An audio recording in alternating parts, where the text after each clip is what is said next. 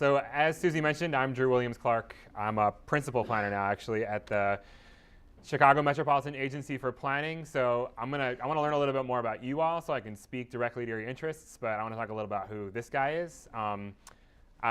You see a few of my interests up there, basically, but my background is in urban planning.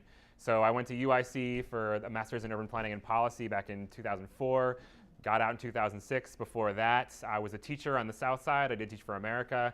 Before that, I went to Indiana University and kind of went to school. I say that to the U of C crowd here. Also, I've done youth organizing after my master's degree, and during my master's degree, I worked at a place called Teamwork Inglewood across the highway. So I've spent a lot of time on the South Side. I find it near and dear to my heart. So I just wanted to sort of give you that background about me. After that, I really started getting into the jobs that paid the bills, as I like to say. So I started off as a demographic researcher at a place called the Metro Chicago Information Center, which is a demographic research firm downtown. Spent a lot of time there doing project management, learning about primary data collection, learning a lot about analysis, et cetera, et cetera. I had done a lot of that in school, but I'd never really done that to pay the bills. So it kind of took me from a lot of different places and really solidified that I sort of felt like this is what I could sort of bring to the table, right? Given my skills, my background, what I kind of could bring to the field. So after that experience, I got hired at CMAP primarily to start this thing called the Regional Indicators Project, which I'll talk about in a second. But other than that, I have a lot of interests, including housing policy. If I could do one thing and get paid for it, I do youth policy engagement. But it's really not something right now that's a field per se. So if anyone wants to yak about that afterward, I'd be more than happy to. I also bicycle a lot, and I'm into home brewing. But enough about that. Today, I would like to learn a little about you guys first, actually. So I want you to pretend you're not at U of C for a second. I want you to pretend that you're at a cocktail party where there may be a variety of other folks around you from a variety of different fields, right? So I want you to raise your hand if you could be described as a stats geek. OK, right on. Raise your hand if you could be described as a policy wonk. OK. You don't have to look around and see if your professor's here. Honestly, this is very relative, right? How many folks here would say that cultural policy is a huge interest for them? OK, awesome, awesome. Anyone here ever worked with community-based organizations? Raise your hands. OK, awesome, awesome. All right, right on. So I'm going to stop there. Just helps me a little bit to understand who I'm talking to. I want to talk a little bit about the Regional Indicators Project, which is the reason that we developed MetroPulse. I'm going to show you MetroPulse and go all through it. I want to talk a little bit about sort of next steps at CMAP and with the Trust, and this sort of collaboration that we've flowered into something pretty amazing over the past few years. Definitely talk and show you as much about the cultural vitality indicators as we can, and then have some discussion. So honestly, the demo itself doesn't have to be super, super long, but I would love if anyone, you don't have to wait until the end, and you don't have to raise your hand. We're all adults here. Just shout out your questions, and I'm happy to answer them. Cool. So by way of background, the Regional Indicators Project was a collaboration between CMAP, so that's the Chicago Metropolitan Agency for Planning. Why do I say CMAP? Because that took me way too long to say. And the Chicago Community Trust. That began in 2008, right? So basically in 2008, CMAP was developing this thing called Go to 2040, which is our regional plan. I'm going to sort of pop up the website here so that you can see it. If you go to www.cmap.illinois.gov, one of the first things you're going to see is Go to 2040. So I'll give you to the main Go to 2040 landing page. As Susie described, as a metropolitan planning organization, or an MPO, those of you who are urban planners who have some background in planning, every large metropolitan area has an MPO. We are the MPO for the 7 counties around it, including the city of Chicago. We are unique to some degree as CMAP because many places have both an MPO and a regional plan commission. Regional plans commissions tend to focus primarily on land use and a variety of other things depending on what their commissioners tell them to do. MPOs have to, by law, focus primarily on transportation planning. State of Illinois in 2005 said, this is ridiculous. Why are there 2 different agencies? Let's join them. And so they did. And one of the first things that was in the act that created us was to say that we had to create a comprehensive plan that accounted for more than just land use and transportation. And so broadening that is one of the reasons that we decided to embark upon the idea that we should be thinking about measuring the performance of the plan, not only in terms of how many cars can get through the city in a certain hour of the day, or how much land is compact or mixed use, which is another thing that people like to talk about. Both laudable things, both important things, but they're not really what the state felt should be all that is included in a comprehensive plan. So Go to 2040 has a lot of components to it. I'm not going to go through those today, but I wanted to call your attention to it. Sweet. Okay, cool. So as we created this plan, we began to talk more and more with the Chicago Community Trust because in that sort of mandate for comprehensiveness, there were a series of fields, policies that CMAP really has no business engaging in by ourselves, right? So for example, culture. We do not have a lot of cultural policy wonks running around on the 8th floor of the Sears Tower, Willis Tower, right now. That's where we work. We have a lot of folks that are charged with understanding things like how many cars can move through the city in a given hour. We have a lot of folks who are really focused on mapping out how land use differs across the region. We do not have really anyone who can speak to cultural policy and even any geographic implications to cultural policy. So we decided that it would make a lot of sense, and the trust was game two, get involved and see how we could broaden this comprehensiveness to beyond those two subject areas. So back in 2008, one of the first things we decided was, we have to think of a way to sort of measure whether or not this plan is going to be effective, right? We're going to recommend a whole bunch of strategies. The time horizon is 2040. How will we know year over year, decade over decade, 5 year over 5 year, whether or not we're moving closer to the vision that Susie described? So the way we decided to do that was to embark upon what at that time we called an indicators project, right? Now we can sort of draw that into two separate things. One is performance measures, right? So we think of these measures as, how are things going over time, right? So we're tracking things that sort of bring us closer to that vision. The other side now that we think about is how do we give people the data and the tools that they need to be able to make better data-based decisions, right? And so back in 2008, Susie was a part of this, I was a part of this. We sort of divvied up a series of subject areas that CMAP really, again, had no business making policy on by ourselves, and said, let's create these strategy reports, and in those strategy reports, let's think of some measures that will tell us whether or not things are improving over time. And so one of those strategy reports was about arts and culture across the region, and some of the data that you're going to see today are the data that we thought would be good in terms of how do we measure improvement in sort of cultural vitality over time. So as you can see here, these second sort of two bullets are the major objectives of the project. So measure the implementation of Go to 2040, right? So performance measures. And then the third bullet there is providing data and tools to improve local decision making. So the first deliverable of the project that anyone really saw outside of our committees and other sort of stakeholder groups internally was this website. So just a little bit of a plug. This URL you're not going to see a ton, so I want to plug it for you now, www.metropulsechicago.org. If you're playing around on your laptop, please feel free to visit it now. If you have things to say or things you'd like to look at on the website, let me know at any time. I'm happy to go there.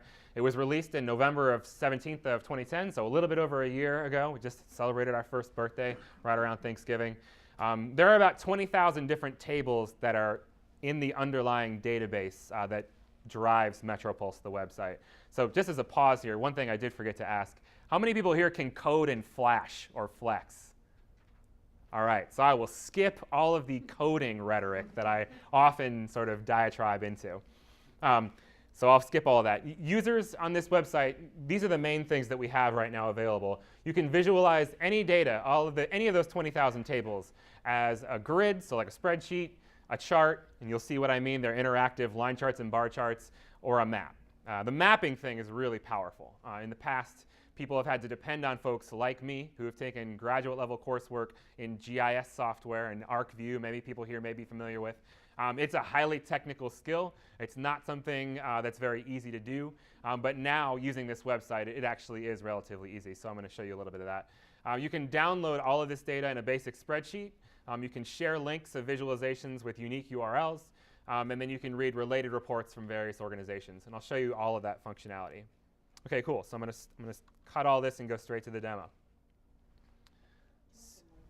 Oh, yeah, that'd be great. Not sure where to hit them. For those of you listening to the recording, we're cutting the lights now. All right.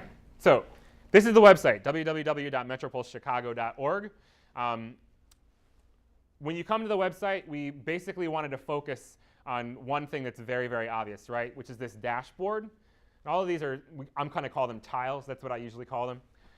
Each of these tiles represents sort of a different topic, right? So you can tell by the smiley and sad acting faces that this is the culture tile, right? So these are sort of images that are meant to call attention to whatever topic of interest you kind of want to see, right? There's one on civic involvement.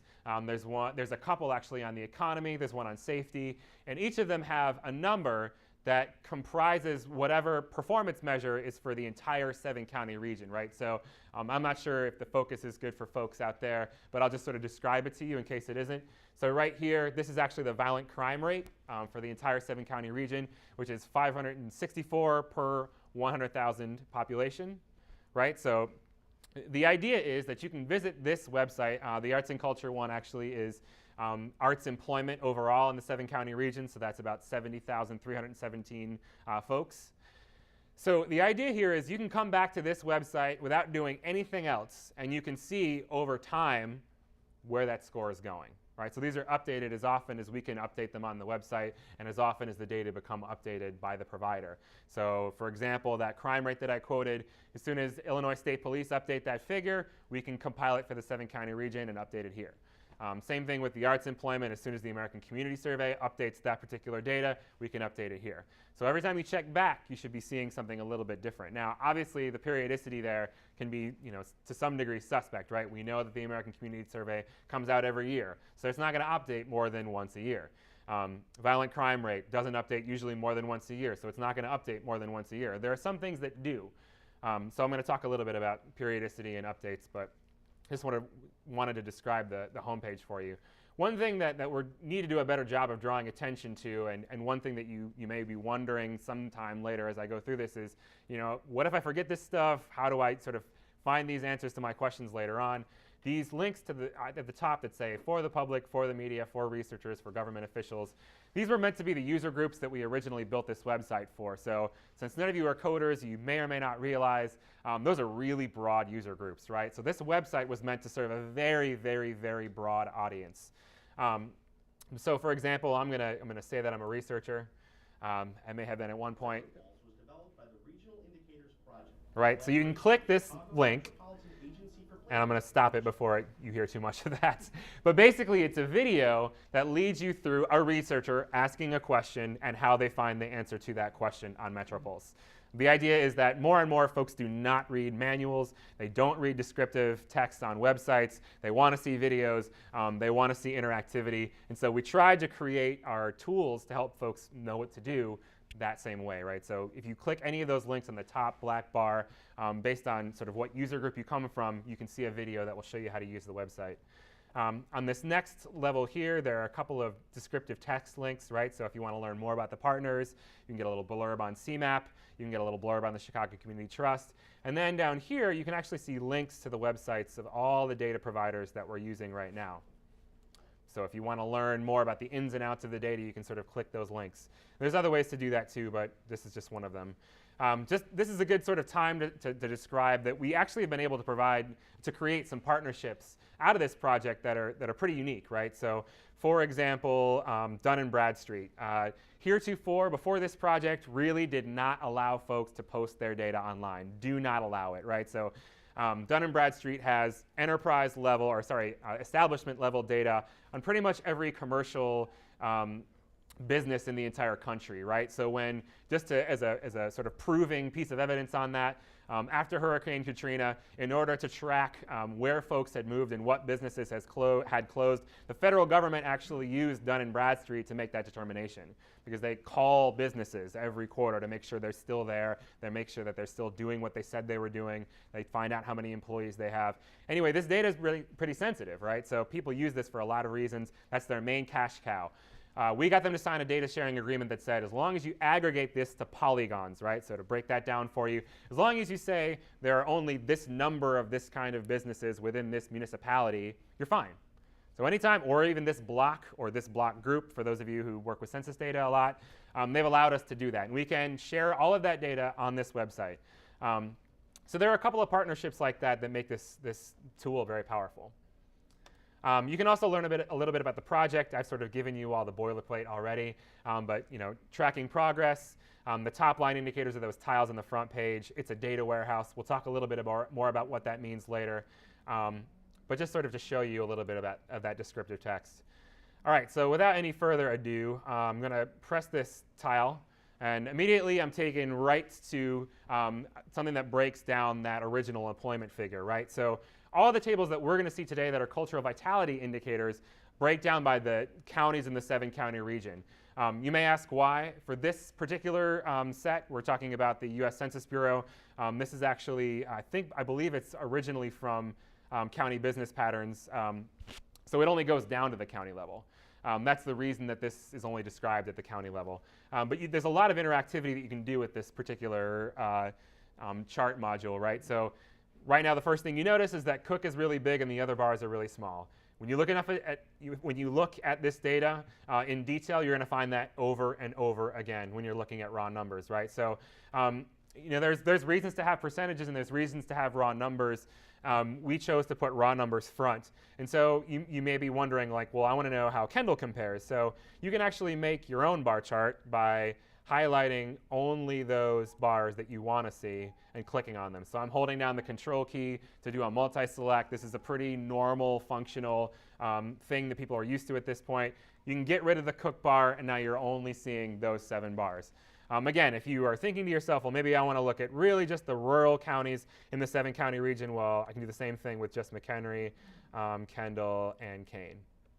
So again, it sort of gives you scale when you need it. Yeah, go for it. Probably jumping way ahead. Go for it. Is there functionality within this to switch back and forth from raw numbers to percentages? Yeah, or sure. Overlay something like Yeah. populations with those numbers? So you have to look, the way the engine's built right now, you can only show one at a time. And part of that is the scale problem. So we haven't really defeated the scale issue even in this. But when you start adding lots and lots of different indicators, the scale becomes pretty impossible to deal with. You can look at other kinds of things here. So like you can look at breakdowns of that. If there were percentages here, you could look at it. And they would always be in this next sort of bar. So let me just show you sort of how it works from the flow. And that's OK. It's a good question. Basically, we go from most broad to most detailed from left to right, right? So if you look at topic, this control here says choose your topic. You can look at all of our broadest themes there. So you can see civic involvement, coordinated planning and government, culture, economy, education, environment, et cetera. Right now, we're looking at culture because that's what we're here to talk about. And then you can choose indicators within that. So right now, we're looking at artists in the workforce. I'll look at some of these other ones here in a second, but just so that you have a feeling about how the website works. So you can scroll down and you can see these are all the indicators that we've put in the engine so far to be able to visualize just for culture. And then if there's more detail, right, so here we're looking at all arts and culture occupations. Let's say I just want to look at actors. I can go back and select that, and then I'm looking at just actors. And then you can choose more geographies, right? So if I only want to look at the 7-county, all the counties in the 7-county region, then I'm right here. If I want to look at a 7-county aggregate, I can click this. If I want to look at Illinois, I can click this. And so that's kind of how this website works in this particular view. I'll show you another one in a few minutes, but there's a few other things here to talk about. One is there's descriptive text on the left here in this black bar. So if you want to know a little bit more about methodology, you can click there. If you want to know sort of what that means, you can sort of read this descriptive text and find out more about that. If you want to know more about the source itself, you can always click on the source right here like I just did, and it will take you to whatever the data provider's homepage is. Then you can toggle between the different visualization functions, right? So it'll always default to chart because we figure if you're looking at a website like this, you don't really always want to look at just a table. So if you want to look at a table, you can click over here. It will automatically give you a table. You can actually look at a couple of different kinds of tables if you click on these 2 different bubbles here. And then you can map it. So that wasn't very interesting, right? Because it's county level data. And I'll show you some other data that's more granular here in a second. But this just sort of gives you an idea that you can toggle between the 3 basic types of visualizations in this view. Another thing you can do is you can create a URL. So I just copied that to my I just copied that to my clipboard. I can paste that URL there, and it'll take me, as opposed to telling someone I clicked these 7 things, you can click it, send that URL to them, and then link automatically just to this particular thing, right? So we recognize that this is a browsing format, and more folks want to do search formats, and they want to parameterize things to the nth degree. That's all well and good, and we're actually moving toward more of a search function kind of UI. But for right now, we chose to focus on browsing so that people would begin to sort of explore the different topics that are available and sort of see how many different kinds of things they can sort of do with this. You can also click here to download something as a CSV. So once you do that, it'll ask you like how you want to save it. You can save anything. CSV is a comma-separated value, so that's a kind of spreadsheet format you can open from basically any kind of program, right? So if you're in Access, it works. If you're in Excel, it works. But also if you're in, I don't know, some other Open Office, right? So that's the sort of freeware version of MS Office. You can open it from there. You can really open it from any spreadsheet or database program. And then ultimately, if you don't like only being able to sort of scale if you don't like being able to scale your data just within this sort of frame here, you can open it as a new window and customize it even more. So I'll stop there for a second, and I'll just sort of go through some of these other indicators that we have on arts and culture, right? So this is one on arts service organizations. You can see how that breaks out across the 7-county region. And then there's how they break out in terms of types of arts service organizations. So alliance and advocacy, monetary support, and those can be from multiple organizations or single organizations, non-merit monetary support elsewhere. But these are really important to a vital culture sector, either nonprofit or for-profit, because these are organizations that provide the help that those organizations need. Another one that we have is looking at assets, right? So looking at capital and the valuation of the capital that those arts and culture organizations have across the region. This comes from the National Center for Charitable Statistics. Again, kind of Cook County will tend to blow the other counties out of the water on this. But if you customize the graph a little bit more, you can see how that scales across the region. Just so that everyone is aware, the reason that we prioritized for the website looking at 7-county data was because as a planning organization, what we're most interested in is, sort of where do we find differences across the region, and where can we, who do we need to support, for example. So if one were to look at organizations that support arts and culture, maybe in Kendall County, you might, be able to say very easily within the 7-county region that, if there is a growing arts sector in Kendall County, then they're going to need organizational support because most of it's in Cook County. Cultural diversity was one that we didn't really break out too far, and it's one of the original indicators from the project. This is just looking at the foreign-born population, but there are a lot of sort of related indicators there as well. You can also look at earnings, just looking at arts and culture occupations. And this is again from the American Community Survey. We can break that down by different kinds. This is aggregate earnings by different kinds of different arts and culture professions. So I'll just show you. So we can look at editors, for example, and how that breaks out across the region. Apparently a fair number of editors in Kendall County. This is looking at establishments. So this could be, any building can be considered an establishment, right? So we're looking at county business patterns. More than likely, these are for-profit. And so again, as you can see, Cook County sort of dwarfs the others. But again, you can sort of recreate that scale if you need to by reselecting other counties.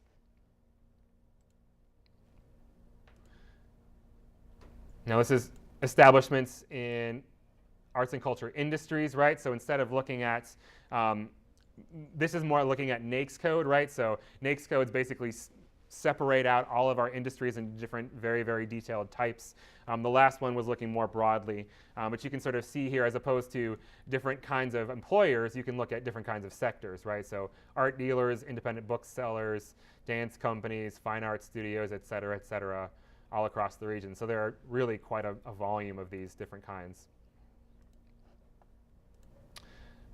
Music events attended in the past year, so you can look at the percent of the adult population. This is from another one of those partnerships, thank you, Susie. that we were able to create with Scarborough Research. So these are the Nielsen people, right? And they used to have the Nielsen boxes on your TV. They'd sort of count what shows you were watching and how long you'd watch them. Now they're doing a lot more surveying, and they're asking people, again, for market research primarily, what kinds of activities are you engaging in? So this is the percent of the adult resident population who attended a paid ticket popular music concert in the past year. And it actually even breaks it down, right? From country, hip hop, jazz or big band, that's a typo there, rock music concert in the past year. So you can look at a lot of different kinds of things here, not just sort of the percent of folks that paid to attend a ticket. This is also interesting from a geographic perspective because you can see a higher percentage outside of Cook County, which for someone like me speaks to sort of a mix of uses within one county. It's highly likely that the concert venues in Lake County don't bring the same volume of folks, so maybe they come to Cook County. This is looking at where people are coming from, not where they're going to. So that sort of is an interesting breakdown. Yeah? Can you look at these data over time? And, Sure. Also, are there ongoing efforts to include more data sources? Yeah, definitely. Both, yes. In this particular case, the only data that we've acquired so far is from 2011. And so that's why there's only 1 year here. I can show you other data that there's plenty of trend line for. But as those data are updated, we'll continue to add them to the website. Because there are other. For sure. Yeah. And so again, for this one, we're not sort of saying that this is all there is at Scarborough. There's plenty of other years. The license agreement that we have with Scarborough allows us to publish this particular one. And will the multiple data points automatically show up? Yeah, they will. So why don't I show you some other stuff? Should I go through more, or do you want to see some more time series kinds of things? Does this go down to lower levels like zip codes? It doesn't go to zip codes, but it goes to a lot of lower levels, yeah. This particular one doesn't, and you can tell just by using the shoes geography. If it had other levels, you could see it populate when you click that arrow. So let me just show you another one then. So I'm looking at unemployment rate here, just as a fun one, because it's fun, unemployment. And I'll skip over to one that I know has a lot of geographic granularity. So I'll just do median household income. Right, so it defaults to 2 bars because it gets a little busy after that. But the same way that you can select multiple geographies, you can select multiple time points. So right here, now I have all the 7 counties in that way. Where there are time series, you can also use a line chart. So now I've collected a line chart. And I can go all the way back from 1990, 2000, et cetera. I can add places, take them away. Again, the scaling sort of changes there. I can also decide, well, I'm only going to look at the oldest and the newest that I have. I just want to see one linear point-to-point graph there. I can do that too. Always, if you want to look at the raw data itself and not download it, you can sort of do this. Scroll through this little table here on the lower right-hand corner. Also, if you mouse over, it'll give you the exact value of whatever the data set you're looking at is. Right, so just for fun there. So with this, I can also show you municipalities in this one. So Cook County municipalities, it's going to tell me that I have way too many bars in that chart. Give me a second. Right, so it defaults to the first 20 in alphabetical order. But again, if I know, I only want to look at, I don't know, Berkeley, Bellwood, and Burbank and Burnham, I can do that. I can get rid of or add time periods as I want to.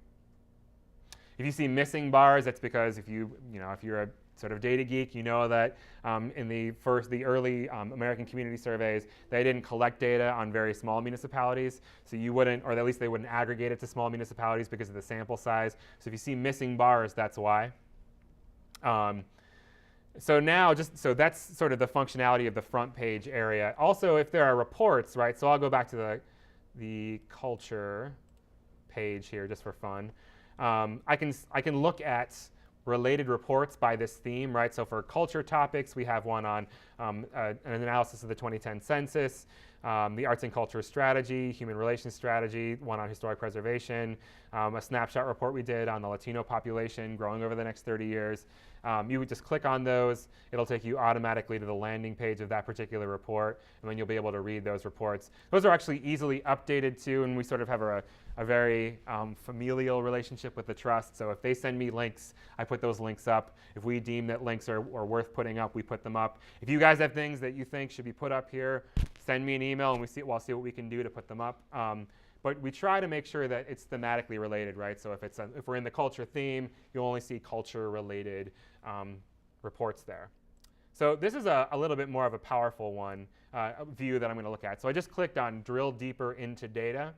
And then we have this sort of geographic selector, right? So now I'm going to show you something a little bit more interesting. So the black box basically shows you exactly what you're looking at. So right here, if I were to move on here, all the data that I'd see would be related to all 286 municipalities in the 7-county region.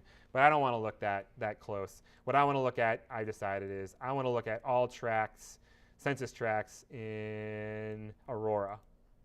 So what I do is I select Aurora there, and then I click census tracts. And up here, the breadcrumb, that's what this is called, says census tracts select all in the municipality called Aurora, right? So then the next thing I have to do, I've answered my question, where do I want to look? I'm looking at all census tracts in Aurora. Then I can select data fields here that I want to look at there. And they sort of use a decision tree format, right? So if I click economy, actually when I mouse over this, it'll tell me exactly what geographic areas I can look at within that theme. So those little boxes have little codes in them that say TR for tract, CA for Chicago community area, CO for county, RE for region, and ST for state. But I'm going to look at economy, and then I'm going to look at workforce, wages, and employment. Actually, no, I'm going to look at, now I'll go back here. Nice. I'm going to look at median household income again. So I'll look at get chart results. Great. No one understands tract numbers, so that's not that interesting for me. I can click a chart here again. But what's most interesting is if I click a map, right? So I just zeroed in exactly at median household income in Aurora looking at tracts. So now I can look at a sort of a neighborhood, if you will, or for lack of a better word, map of how median income compares across the city of Aurora. And so I can zoom in on that using the tools that by now most people have used, using things like Google Maps, et cetera. I can pan around with my handy-dandy little hand there. I can go to a previous extent. If I decide I didn't like that zoom, I can zoom back in. I can save it as a JPEG if I want to. I can drop that right into a report if I need to. I can print it to a locally networked printer, right? So if I wanted to print this just as is, I could do that. And then another thing I can do is a lot of manipulation with this base map, right? So I'm looking down here again at the legend, right? So it tells me I'm looking now at median household income from the 2005 through 2009 American Community Survey averages. I'm looking here at sort of a blue scale, if you will. But if you don't like the icy cold blue of the branding strategy that the Trust and CMAP decided to use together, you can make that something warmer or darker, if you will. You can use this color ramp of 256 colors to change how that plays out on your map.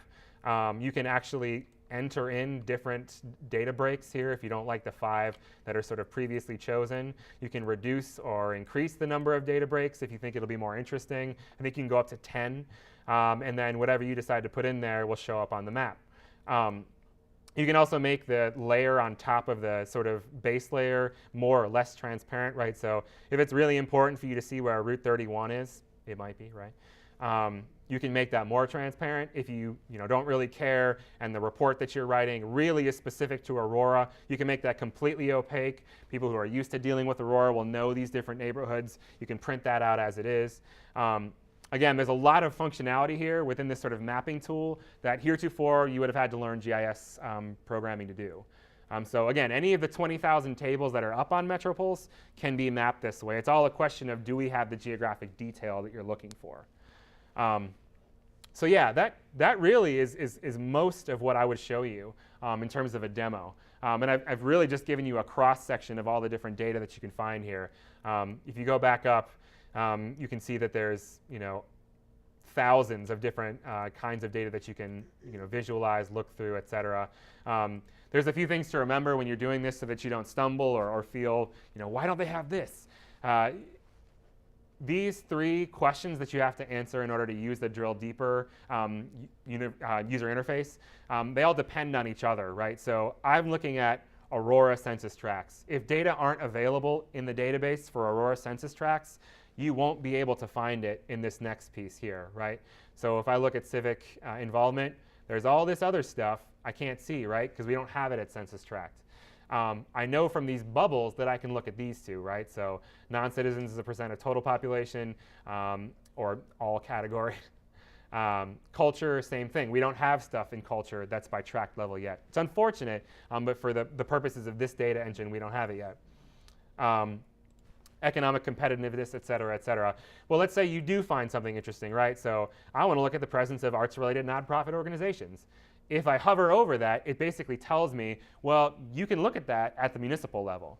Or here, the Present for Art programs. You can look at that at a regional level. Or participation in post-secondary arts programs. I can look at this for the municipal level. So there's a lot of cookies in here, to use the parlance of our times, to tell you, if you don't find this particular data, you might try looking somewhere else. And so there's always going to be these questions, right? So I want more detail, or why can't I see this way? And we're really moving towards being able to provide more of that functionality.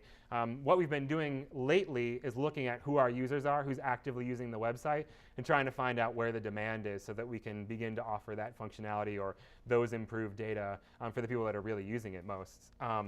But I'm diverging a little bit from the cultural vitality indicators, which is what I came here to talk about. So I want to pause for a second because there's some other things that I'd love to talk to you about. But does anyone have questions on the user interface or the website in general? Yeah, go for it. Yeah, does the site have the canonical list, if you will, of types of businesses in any part of the site?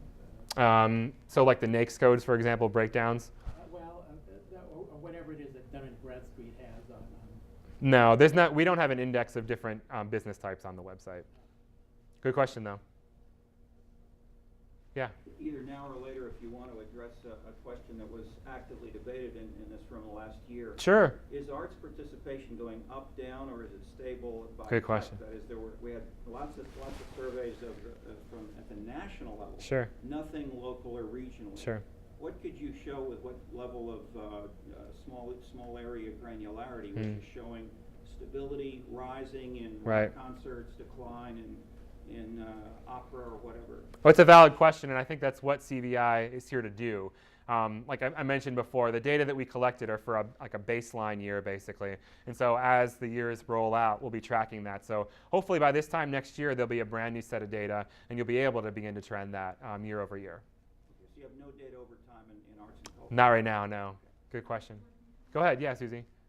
One thing is that by compiling all these data sets in one place, it Yeah. allows you to analyze where there are discrepancies, and to the point that was made over there, one of the discrepancies you'll see is that many of the studies, which are often snapshots or not, in order to rise to the threshold of being included on MetroPulse, the data has to be regional, and it has to be regularly collected. Updated.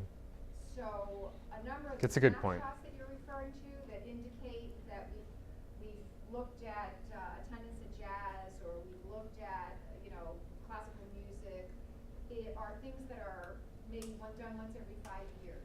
Yeah. What APTA has done.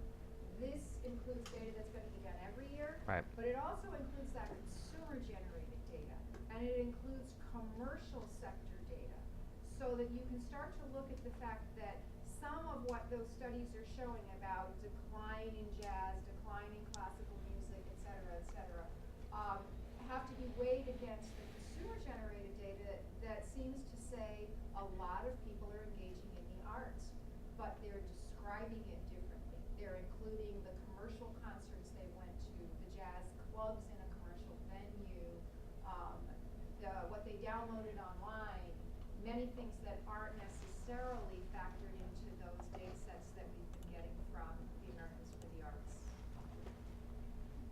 And when you say that it has to be at a regional level, then what does that mean you're going to have data for all 7 counties in the Cook County area?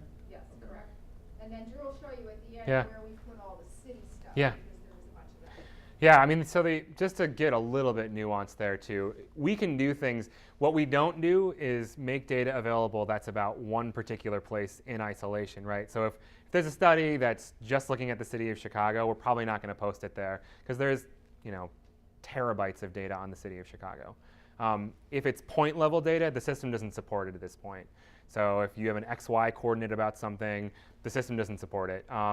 It is one of the things that we'd like to improve about the system in the near future, but the memory requirements on storing data, again, just become exponentially larger when you're dealing with a series of XY coordinates or addresses. So if we have data that are on like the 77 community areas and we know that they're going to be updated every year, we'd love to post data like that.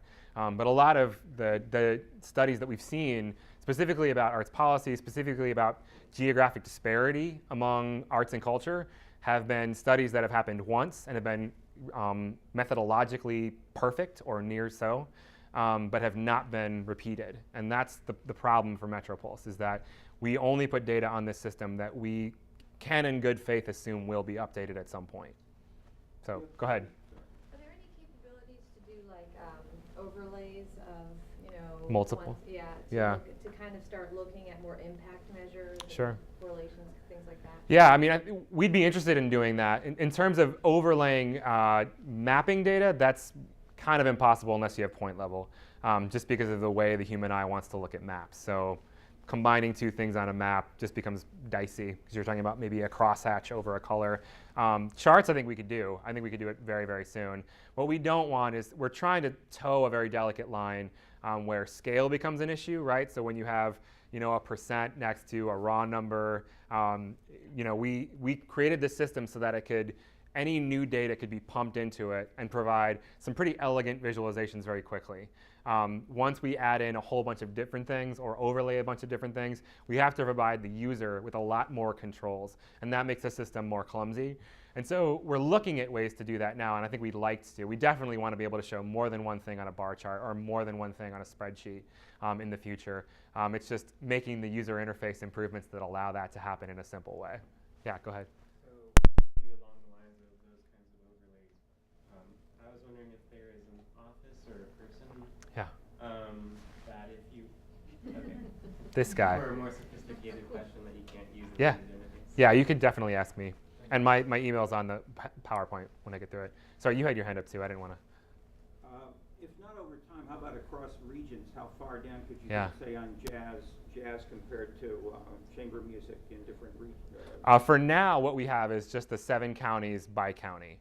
And so that's another sort of user interface issue that we're working on now. So why not show just like the 5 most populous metropolitan regions and look how they change over that time? And this is from Scarborough, and Scarborough never goes below county? I'm not saying that they don't, but that's the data that we have from them at this point. Is there a chance you could negotiate something smaller, you think, in the future? I think we could, yeah. I mean, I know that they don't go down to zip codes. So for us, the problem, and I'm trying to avoid the coding issues here, but the more you get into it, the more you sort of realize that that's where sort of the rubber meets the road. So right now what we've got are a series of relatively coterminous boundaries, right? Which means that block groups make up census tracts, census blocks make up census groups, et cetera, et cetera. Zip codes don't really follow boundaries like that. And so the way the system works is to say, I'm going to group these things within this other thing. And so zip codes are like, yeah, whatever. I'm going to do what I want. We deliver mail based on convenience. Because that's what a zip code is a mail carrier route, basically. So what we have to do now is figure out a way to tell the system, okay, so this other thing here doesn't fit into nice little buckets. But if Scarborough's N is too low, you won't be able to go down very far. And so But I think they do have zip codes, don't they, Scarborough? They do. Right. They do, but their sample size is quite large. Mm. But still, it doesn't. If you want to look at Asians who listen to jazz, Yes. 60618, you're not going to get as many. Negative.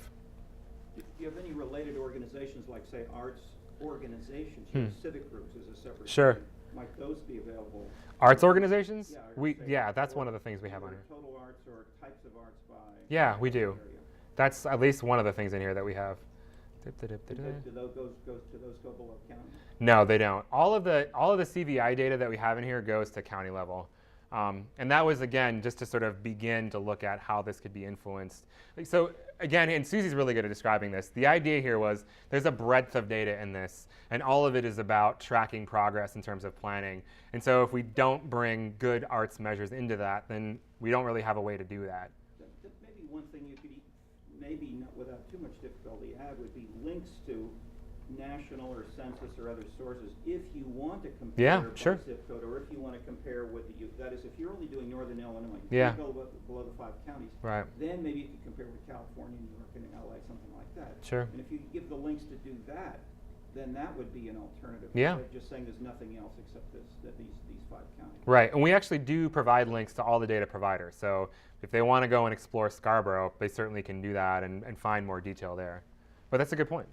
But not if you need $1 million contract. How much can the average user get from Scarborough without a separate? I mean, that's the point, and that's really sort of, that's where the balance comes in, right? We had to make a negotiation with Scarborough to pay for a certain amount of data. And Susie, you can probably talk about this more intelligently than I can. Right. One of the issues with Scarborough is that they make their money, their sole raison d'etre is to sell this information to advertising agencies. Right. So they don't want to ever put themselves in a position where we are providing for free what those advertising agencies are paying a subscription to have provided to them every 6 months. Right. Because they do update it every 6 months.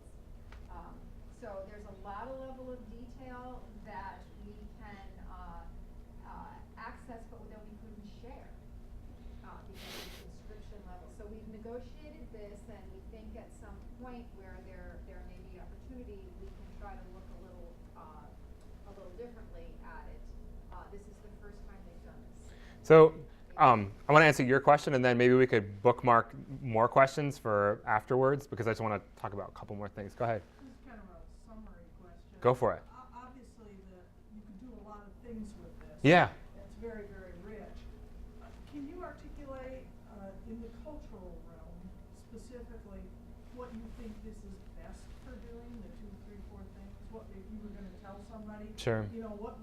What's this going to do for you? Sure. I mean, I think for me, a lot of what I talk about with MetroPulse is thinking about, for example, let's say that there is, a community arts organization out in one of the collar counties, right? And they want to be able to say, the resources that I have access to within my immediate area are such that I need more support because I'm going for a grant let's say they're writing Susie a grant, right? So they're filling out this application, and they want to be able to say, comparatively speaking, we don't have the resources here that folks do in other parts of the region. So this is one reason that we think that we should get this particular grant. I'm not trying to put words in Susie's mouth here, but she's smiling, so I know I'm in the green. This really could be any organization, and a lot of what these systems do is just that, right? So I want to be able to do a brief needs assessment, and that could be any kind of need, right? So we can talk about economic needs, you can talk about health needs actually on this website, you can talk about a lot of different kinds of needs. I need the basic statistics for my report, beginning with a table, and you can get most of those here. If I want to be able to show I'm in Aurora, right? Actually, this is a real story. I'm in Aurora. I am the chair of alliance of different health organizations that try to speak directly to a growing Latino population in Aurora. Well, I want to show where need is greatest. I could use the map that I just showed you to essentially show where need is greatest by Aurora neighborhoods. Same thing, I can save that map and drop it right into a report that sort of shows, again, that we're in this situation and we need more resources. Or I want to be able to say over time, actually, we see that this is improving. So I need to show in a graph, that this is trending upward in the way I hope that it will, that kind of thing. So, I know that it's kind of reductionist, and at this point, there's a few different ways that you could do that. We'd like it to be stronger, obviously, and with feedback like we've gotten today, we can certainly continue to do that. Does that help? Yeah. Related to other sectors, too. Yeah. Cultural indicators relative to public safety, economic growth. Yeah. I mean, I think one thing that I think a lot of folks would like to be able to do is have one place where they can go for all of this kind of stuff. And that's another big function I think this website serves, right? So, most of you guys have probably been in a situation where you're trying to say, great, well, I can talk all about, poverty,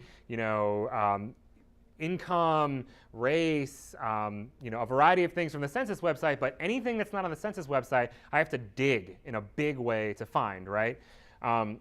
We've taken probably 50 different websites and compressed most of the information about the 7-county region from those websites into this one website. So if I want to look at the way different things interact, this is a place for me to download all of that data, right? And all I have to do is click on this CSV icon, and I can get all of it.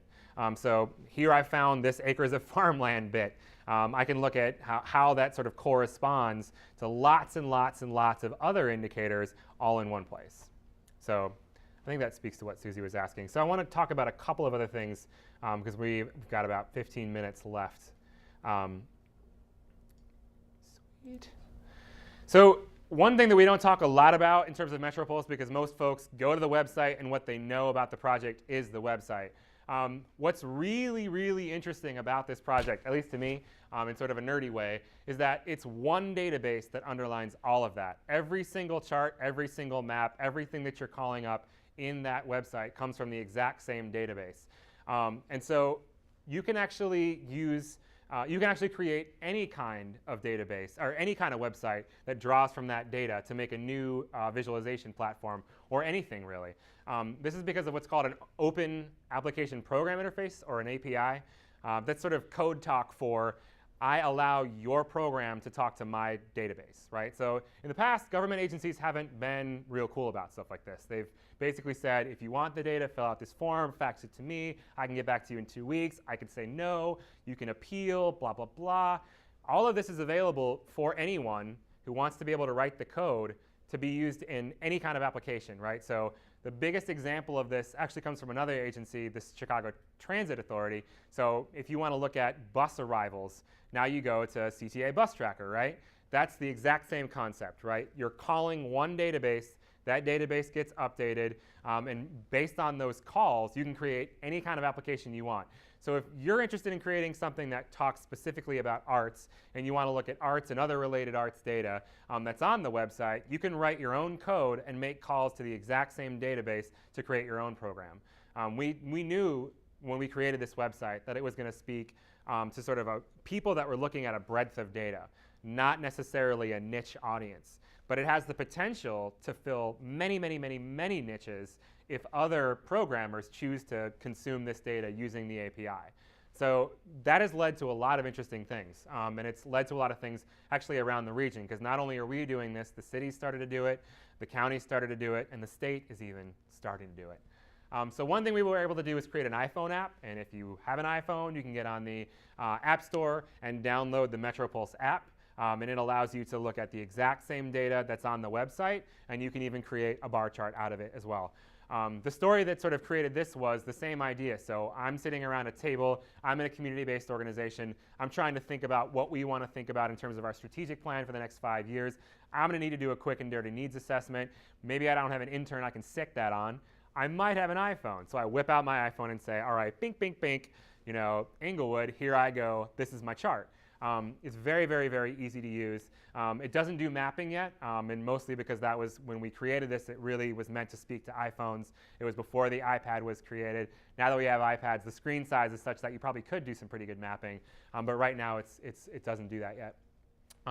We also were involved with the Apps for Metro Chicago contest, which was basically a contest to incent folks to give them prize money for creating new apps based on the database. So there's actually an app that was created by some folks, I believe, from a private company called Pangea. I believe they were working with the Center for Neighborhood Technology that actually will consume some of our data, combine it with some other data, and tell you how much it costs to drive somewhere.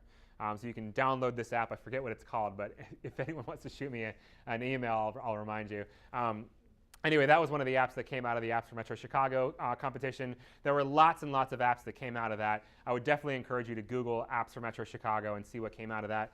And then there's a continued evolution going on here, right? So forthcoming, we're going to have a human capital information portal that's going to speak to workforce development.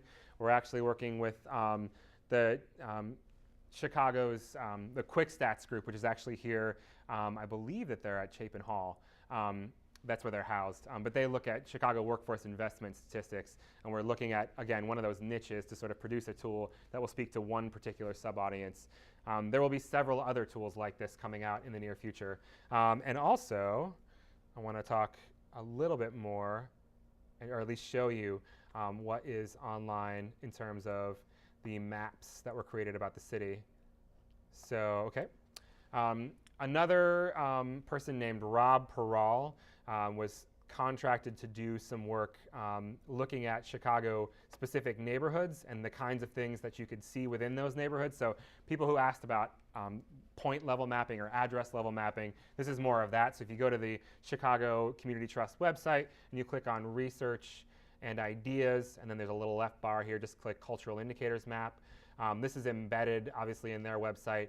But so, for example, they geocoded all the block parties that happened last year. You click on this, and you'll be able to see where those take place. It just needs to populate here, maybe. Oh, so those are just block parties on the north side. My bad.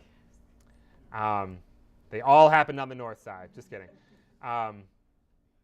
Center of city, south side, et cetera. You can also look at where people have performing licenses. So those are the stars there. Licenses for a place of public amusement and how those play out across the city. You can zoom in, obviously, to get some more detail on that so they don't just look like giant stars plastered across the north side and south side. Right, so again, you can look at where those are concentrated and where they're not. You can look at neighborhood festivals. So there's a series of layers here, basically, that are at the point level. You can get a lot more information on those. You can click About and learn a lot more about the data, the metadata, the sort of methodology that went into finding those different data. You can create tables from the mapping data as well. Anyway, there's a ton of different data that's on this website. And the idea is that the city's just actually, or is moving very rapidly towards signing a contract with a firm to do a new cultural plan for the city of Chicago. And I don't think that one's been created since '86. Is that right, Susie? All right, so '86 was the last time that we had a cultural plan. That was during the Washington administration, so many years ago. I was watching He-Man in '86, so it obviously needs to be updated. But the point here is that there's a lot more granular data on the city of Chicago if you go through this particular website. And you can sort of see it's all symbolically represented. You can see very, very clearly where it breaks down across different neighborhoods, even down to cross streets. So if you look at the sort of fusion tables as well, you can download that data in a tabular way. So if you want to remap it using GIS, et cetera, you can do that as well. But I just wanted to also sort of show you that. And that's pretty much all I have. So if there are other questions, we've got about 8 or 9 minutes. So we'd love to have more discussion. Certainly appreciate all the feedback in terms of how this website could be made more helpful to you. Anything else that folks want to talk about?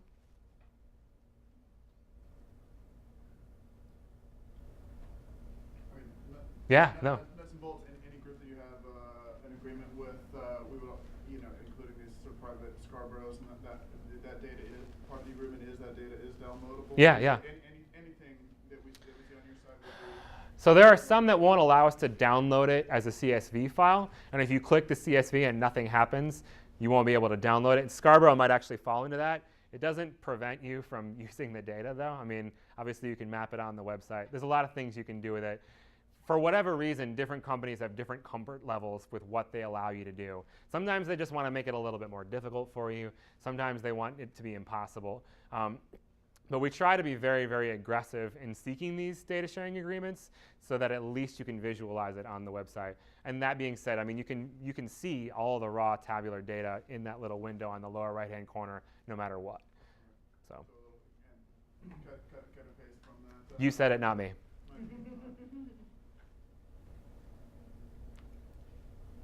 Anything else? What activities do you have to try to bring this to the attention of local arts groups Yeah. or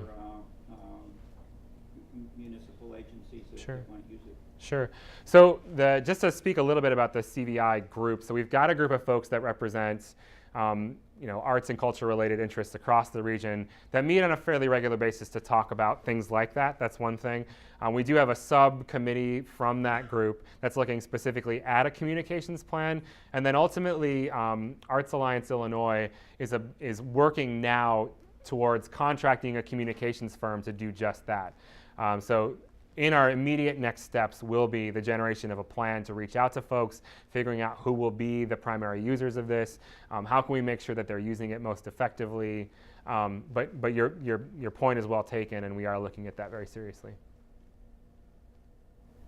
How about just average neighborhood groups? I live in Yeah. Bronzeville. I work with several Sure. Bronzeville groups. I say you ought to get some data from CMAP. We saw it's too hard.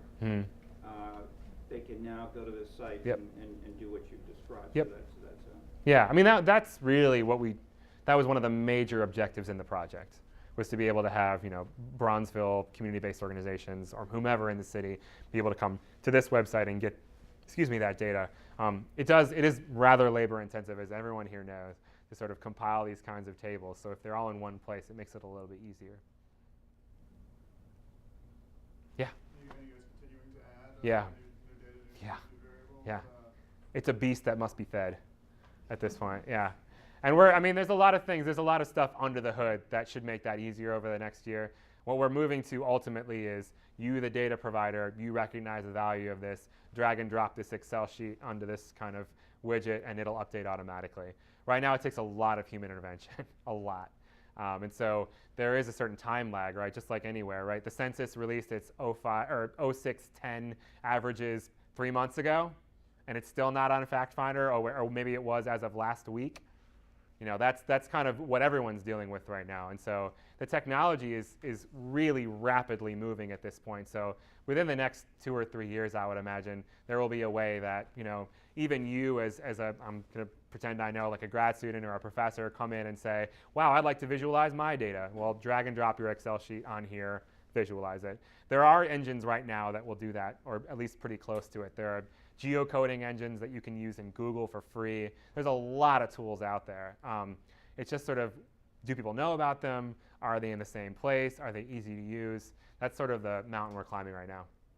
I was on a CMAP advisory committee Yeah. for a couple of years ago. Sure. We talked about doing this. Yeah. And one thing we did was to try to get some of the leading reports or formats for presenting this. If you'd add maybe just some links to some of those, Yeah. such as LA, Toronto, That's a good point. Jacksonville, Florida, Yeah. had some of the and Kane County was unusually good in terms of the Southern County area. Just if you're a little arts organization, how might you use these data? Sure. Here are 5 examples of the kinds That's a of good call. indicators that have been put together in reports that are particularly. Yeah. I think if you're just a local arts organization in Yeah. the territory, you don't know how to use this. Sure. And if you just have some examples of, these are pretty good. Yeah. But if you could say, here's how this arts organization used these data. Yeah. And this got them $2 million. Yeah. Like that. That's a really good point.